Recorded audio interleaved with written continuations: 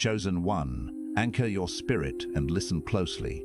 Do not let the fear about your job control this moment. That tightness in your chest, the heaviness in your stomach, the question of how you are going to make it through the next few weeks, bring it before God right now. Maybe you received the message yesterday that your position was ending. Maybe you walked out of a workplace this week carrying your belongings in a box, trying to look strong while your mind was racing.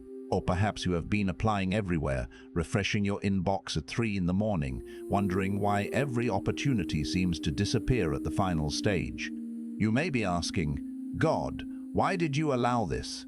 Why did you let me lose the thing that paid my bills, gave me structure, and made me feel secure? But hear this carefully. Losing that job does not mean you lost your future. This interruption may be the separation between the life you were tolerating and the assignment you were created to fulfill. The enemy wants you to interpret this season as rejection, but God may be using it as redirection. The door closed because remaining there would have kept you underpaid, overlooked, exhausted, and disconnected from the gifts He placed inside you. And this is why the pressure has intensified right now. Something new is being formed, but you cannot carry tomorrow's assignment while clinging to yesterday's identity. This season is not permanent. The confusion, the fear, the humiliation, and the financial panic do not get the final word. In the next few days, clarity can begin to replace confusion. In the coming weeks, new conversations, applications, connections, or ideas may reveal a path you could not see while you were trapped in survival mode. Think back to that moment when you were passed over, criticized unfairly, excluded from the conversation, or told that your position was no longer available. You thought it was proof that you were not enough. But perhaps that rejection exposed a place where you had been shrinking. Perhaps the dismissal forced you to stop waiting for permission from people who never intended to recognize your value. You did not lose your purpose. You lost an environment that could no longer contain it. You did not find this message by accident. The algorithm may have placed it in front of you, but your decision to stay and listen can become a divine appointment. Let this be the moment you stop calling yourself unemployed and start asking God what He is preparing you to build, learn, serve, or step into next. Stay with me because I am going to help you identify the hidden lesson inside this job loss, expose the lie that says your best days are behind you, and give you a declaration to speak over your provision, your confidence, and your next opportunity. At the end, we will pray for wisdom, not just any job, but the right door. Do not click away while fear is still writing the story. Your future self needs you to make decisions from faith instead of panic. If you rush into the first opportunity only because you are afraid, you may recreate the same cycle God is trying to end. The enemy has been whispering a specific lie. You are behind, you are replaceable, you failed, and now everyone can see it. He is replaying the interview that did not work out, the meeting where someone disrespected you, the email that began with "unfortunately," and the moment you realized the company had already decided your fate. But that is not the verdict over your life. Romans 8:28 declares, "And we know that all things work together for good to those who love God, to those who are called according to His purpose." That means even this can be gathered into your purpose. Not because the loss was pleasant, and not because the disappointment did not hurt, but because God is able to transform an ending into an entrance. The job was a source of income, but it was never the source of your identity. Your employer could sign a termination letter, but they could not terminate the calling God placed on your life. A company could remove your title, but it could not remove your gifts. A manager could overlook you, but heaven did not overlook you. And if this message is stirring something in you, do not let the fire fade into another week of waiting. Most people feel encouraged for a moment, then return to the same fear by morning. The inner sanctum helps you wake up to a fresh prophetic word from God every day, before anxiety and uncertainty speak first. The link is in the first pinned comment. This window will not remain open forever, so act while your spirit is still responding. Now let this be your reframe. You are not jobless because you are forgotten. You are in a transition because your next chapter requires new thinking, new courage, and possibly a new level of preparation. The silence after the job ended is not proof that God abandoned you. It may be the space where He is teaching you to hear direction more clearly. You are not starting over from nothing. You are starting again with experience, discernment, resilience, and a deeper understanding of what you will never accept again. The door that closed was not the end of your provision. It was the end of your dependence on a place that could not carry your destiny.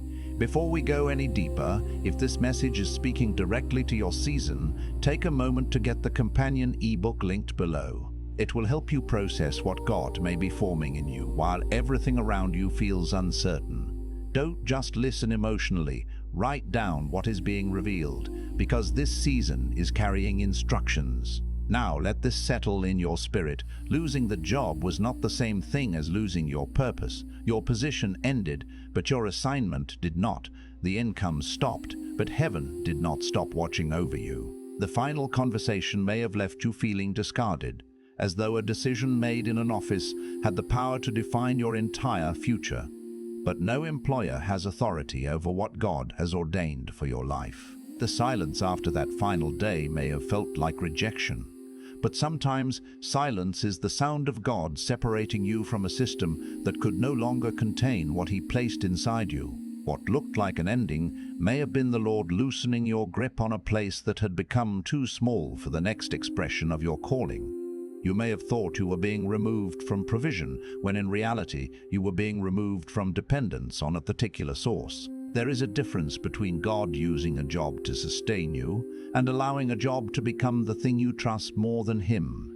You went to work for a paycheck, but over time, that paycheck may have become your identity, your security, and your evidence that you were progressing. It may have silently become the answer you gave to every fear. As long as I have this position, I will be safe. And when it disappeared, it exposed how much of your peace had been attached to something that was never designed to carry your soul. Psalm 20 reminds us not to trust in chariots or horses, but in the name of the Lord. Your salary was a resource, but it was never your refuge.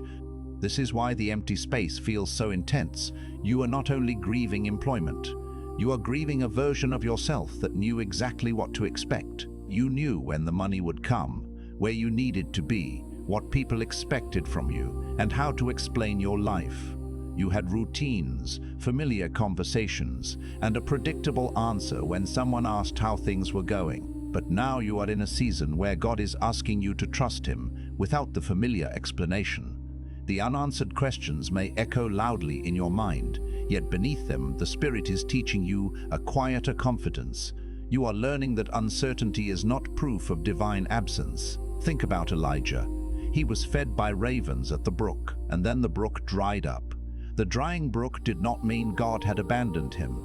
It meant the method of provision had changed. The same God who fed him through one channel was preparing to lead him into another. But Elijah had to move. He could not keep staring at the empty stream, demanding that yesterday's provision return. Sometimes we remain beside a dried brook because we are more familiar with the old miracle than we are trusting of the new instruction. Yet when God says, "Arise," He is not mocking your need. He is revealing that provision is waiting beyond obedience. And this is where your obedience begins. Stop measuring God's faithfulness by the method He used before. The job was a channel, not the source. The company was a channel.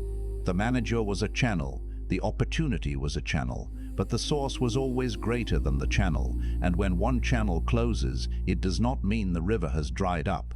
Isaiah says that God can make rivers flow on barren heights, and streams appear in the wilderness. He is not limited by a human organization, a particular industry, or one person's decision about your future. Your supply may come through an unexpected door, a new skill, a relationship, a business idea, or a provision you could not have arranged by yourself. You have to be careful in this season because fear will try to make you rush into the first open door. It will tell you that any job is better than no job, any environment is better than uncertainty, and any paycheck is worth compromising your peace. But not every open door is an answered prayer. Some doors are simply familiar traps with new paint. A door can be open and still lead toward exhaustion, compromise, and the slow erosion of your spiritual life. Fear always wants immediate relief, But wisdom asks whether the relief will create a greater wound later. So before you accept what is merely available, ask what is aligned. Ask what kind of person the opportunity will require you to become. Ask whether it will strengthen your obedience or weaken your convictions. Ask whether it will give you provision while quietly draining your vision. Ask what it will demand from your health, your family, your time, and your relationship with God. Samson lost his strength because he kept returning to a place that entertained his flesh while destroying his consecration. Your next assignment must not only pay you, it must preserve what God is building in you. Provision that costs you your integrity is too expensive, no matter how impressive the offer appears. But here is where it goes deeper. The job may have been taken away because you were trying to receive a new identity from an old environment. You were asking that position to tell you who you were. You were allowing a title to speak louder than the voice of God. When people asked what you did, you gave them your occupation before you gave them your name, your values, your calling, or your character. Without realizing it, you may have introduced yourself through your usefulness instead of through your belonging to God. That is why the loss felt personal. The position did not simply disappear from your resume. It threatened the story you had been telling yourself. But God will sometimes remove the title so you can discover the person underneath it. He will allow the applause to fade so you can hear the quiet conviction that was buried beneath everyone else's expectations. When the crowd becomes silent, the voice of the Father becomes easier to recognize. He does not call you by your former position. He calls you beloved, chosen, equipped, and sent. Joseph had a coat before he had a platform, but the coat was taken from him. Then he entered a pit, a house, and a prison before he ever stood before Pharaoh. Each place removed another false measure of his worth. In the pit, he had no authority. In the prison, he had no freedom. Yet the gift in him remained active. His circumstances changed, but his capacity to interpret, serve, and lead did not disappear. The pit could not bury his dream, and the prison could not imprison his gift. What God placed inside Joseph continued developing even when no one was applauding. Your gift did not leave when your employer let you go. Your wisdom did not vanish when your access was revoked. Your creativity, compassion, discernment, resilience, and vision are still in you. In fact, a season without a job may be forcing you to notice abilities you had been renting out to someone else's vision. Perhaps you solved problems every day, but never considered yourself a builder. Perhaps people came to you for counsel, clarity, or encouragement. Yet you thought those gifts only mattered inside a corporate structure. The Lord may be showing you that what you called ordinary labor was carrying evidence of extraordinary grace. Your next job may not arrive in the form you're expecting, because God may be teaching you to recognize assignment before appearance. Sometimes assignment begins as a holy discomfort, a recurring burden, or a problem you cannot stop thinking about. It may not look polished at first. It may begin as a question, an experiment, or an act of service. Do not reject it because it lacks the language of a traditional career. Heaven often hides beginnings inside simple obedience. You may be waiting for a job description, while heaven is revealing a burden. You may be waiting for an interview, while God is showing you a problem you were born to solve. You may be waiting for someone to select you, while the Spirit is asking you to begin building, serving, creating, or learning with what is already in your hands. The question may not be, who will hire me? But what can I faithfully cultivate with the wisdom and resources I already possess? Sometimes the first evidence of a new assignment is not an invitation from others, but a responsibility you willingly accept before anyone recognizes it. Moses thought his next assignment would require a position in Pharaoh's palace, but God met him in the wilderness with a staff. David was overlooked by the people who were choosing a king, but he had already been trained in hidden places. The field was not wasted time. It was preparation disguised as obscurity. The sheep taught David how to protect, pursue, and lead before the palace taught him how to govern. Do not despise the place where nobody is watching. Hidden seasons often develop the muscles public seasons will require. Do not despise the small beginnings appearing in your life now.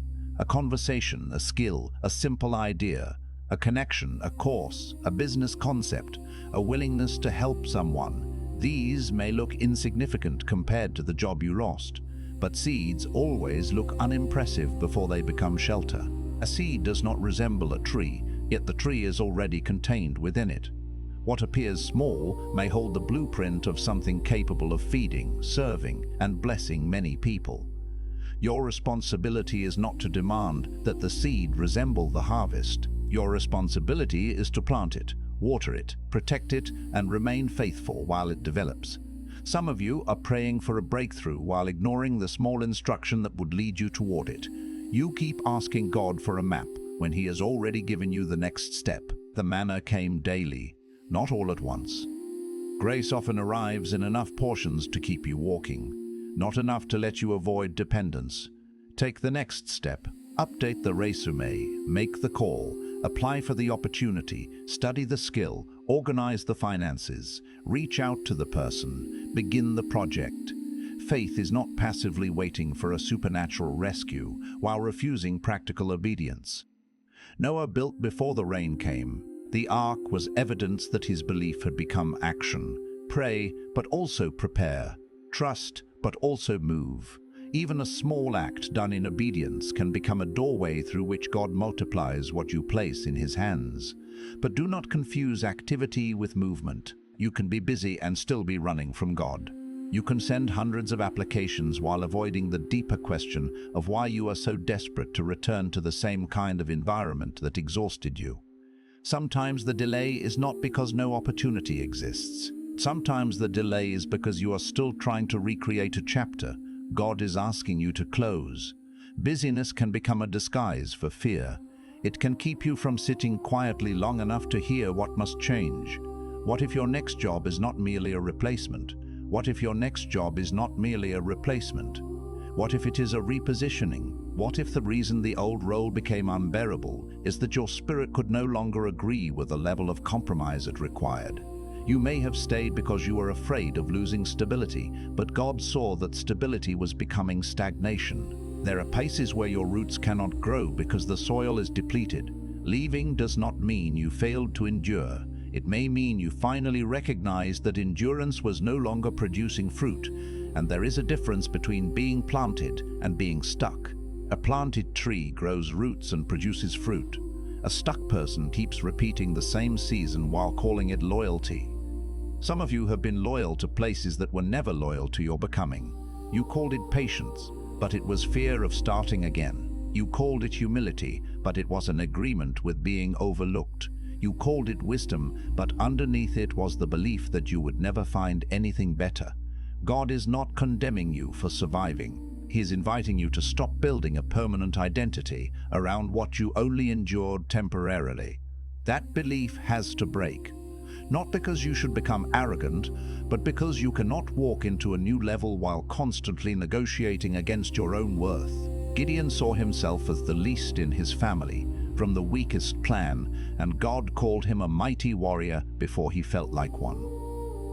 The divine call often confronts the identity you formed under pressure. God may be speaking to the part of you that still expects rejection, still apologizes for having needs, and still assumes everyone else deserves the opportunity more than you do.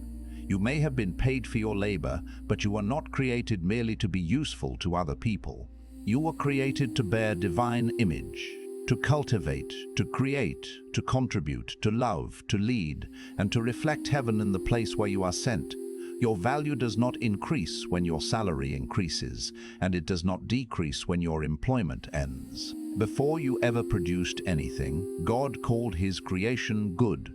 Your worth existed before your resume, before your accomplishments, and before anyone could benefit from your gifts.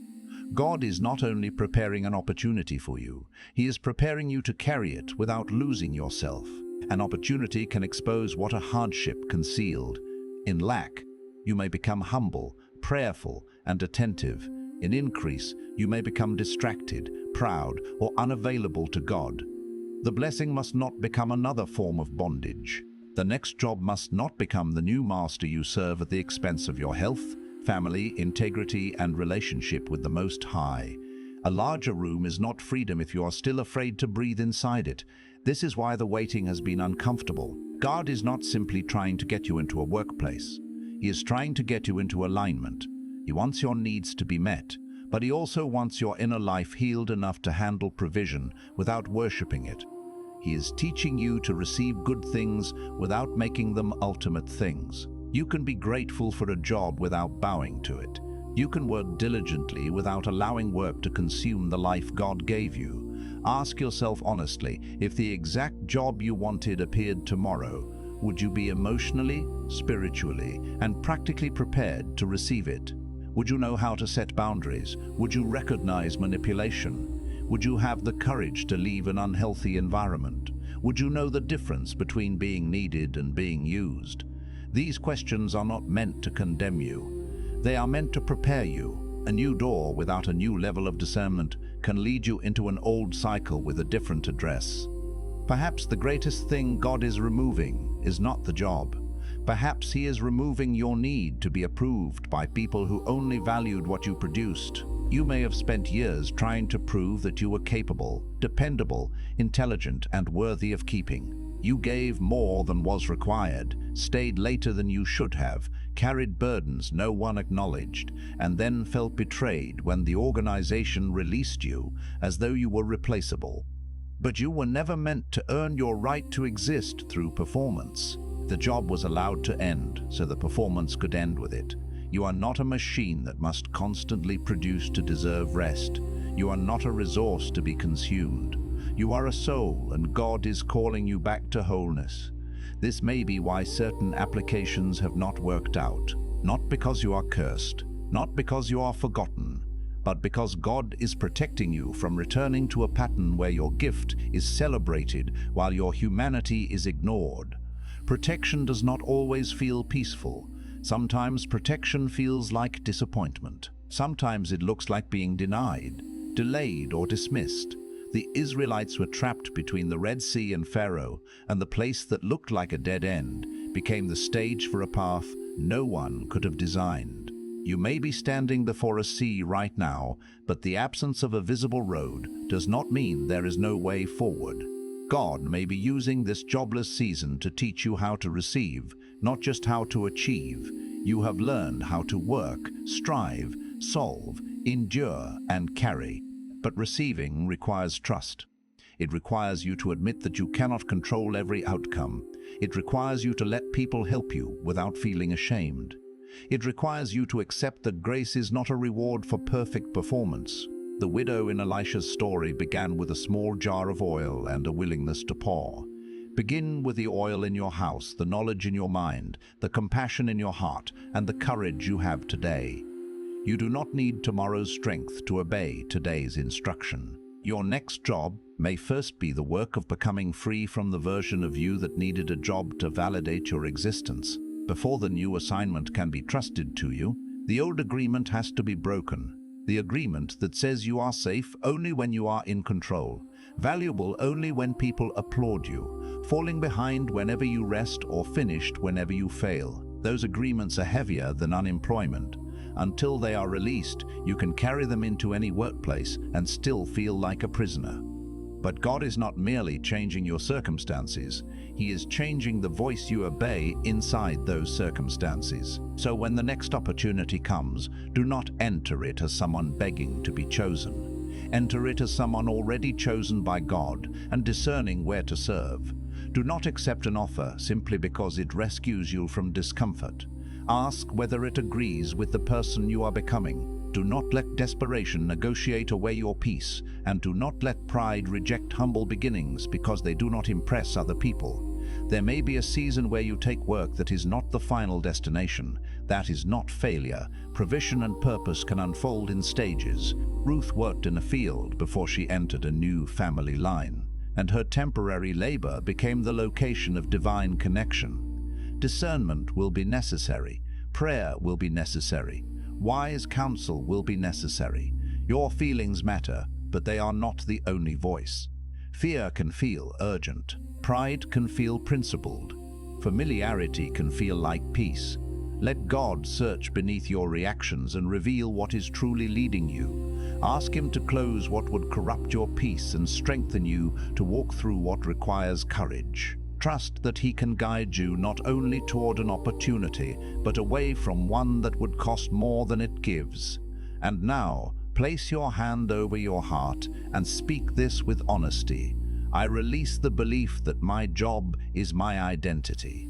I release the shame, fear, and confusion attached to what I lost. I trust God as my source, even while I take responsible action. I receive wisdom to recognize the right opportunity, courage to pursue it, and discernment to reject what would pull me out of alignment. I will not return to old cycles simply because they are familiar. I will not measure my worth by a title, a salary, or someone else's approval. I am being prepared, repositioned, and restored. What ended did not destroy me. God is using this season to make me whole, clear, and ready for what comes next. If this message met you in a real place, do not respond from pressure or panic.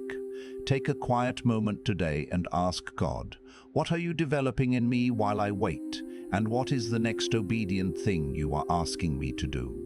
Then act on what you receive. Share this with someone who is carrying the weight of job loss in silence, and leave a comment with one word that represents what you are believing for in this new season. Let your words become a testimony in progress,